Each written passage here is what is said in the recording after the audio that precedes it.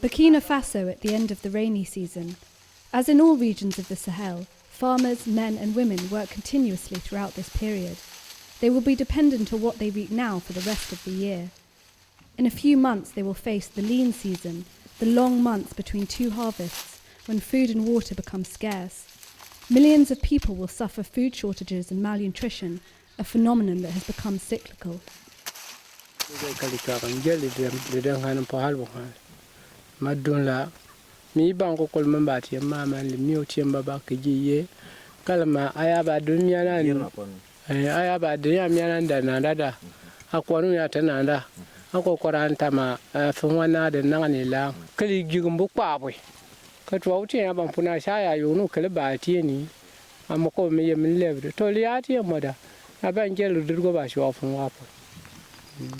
Whether the harvest is good or bad, poor families will have a tough time filling their granaries and supporting themselves throughout the year, and market prices are often too high.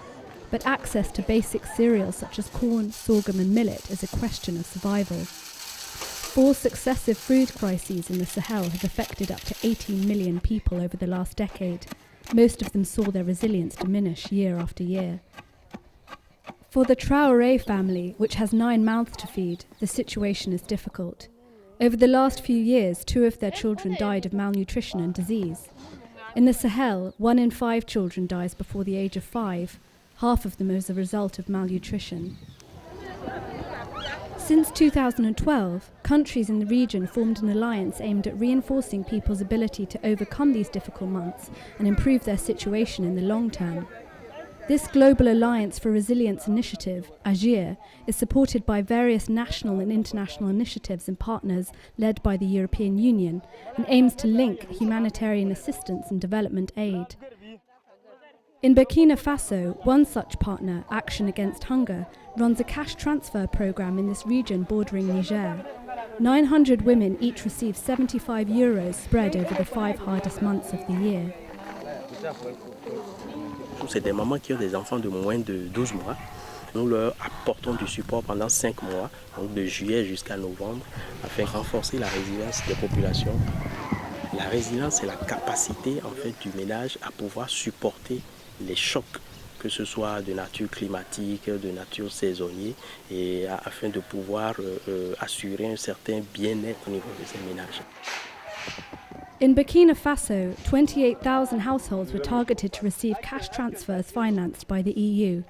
They are among the poorest families who have a limited capacity to produce food, limited access to markets, and also to land.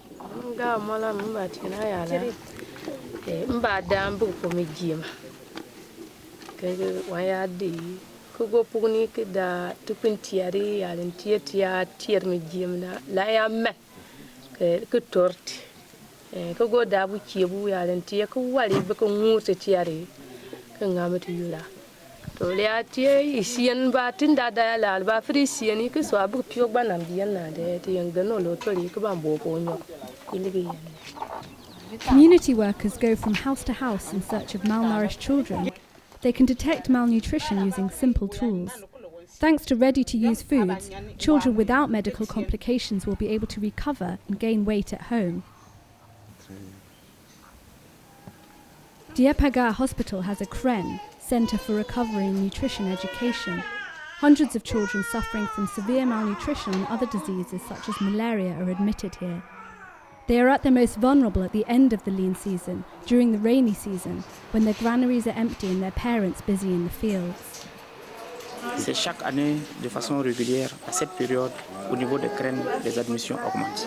La raison, c'est la difficulté que les familles présentent à s'autosuffire sur le plan alimentaire. Cette période, les enfants ont souffert beaucoup de plusieurs maladies et présentent beaucoup de complications. Donc il faut qu'à tous les niveaux, la malnutrition soit considérée comme un gros problème de santé publique. Et les solutions ne doivent pas venir seulement des ONG, il faut que les solutions viennent de partout. AGIR wants to establish a link between humanitarian and development aid in order to find sustainable solutions. Lowland development and community gardens allow for an increase of agricultural production and a more varied diet. Vegetable sales will help to integrate the poorest families in the production cycle. Some of the cereals are bought by this small company and turned into flour that is enriched with multivitamins, efficient for tackling child malnutrition. This flour processing unit employs close to 10 people. The flour is sold at the nearby market, which stimulates the local economy. A pilot project was launched in 5 of the 63 Burkinabe regions. A prescription system allows for the control of medical expenses, which are subsidised by the European Union. Ça permet aux mamans de ne plus avoir peur d'aller au centre de santé et ceci améliore de manière exceptionnelle la santé des populations.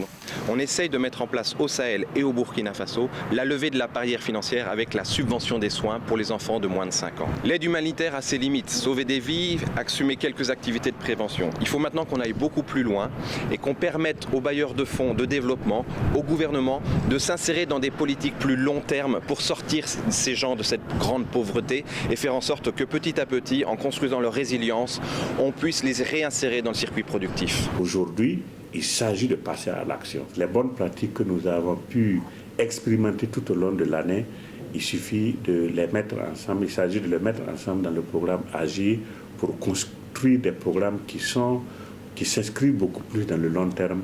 La résilience, ce n'est pas un programme unisectoriel, c'est vraiment la pluridisciplinarité.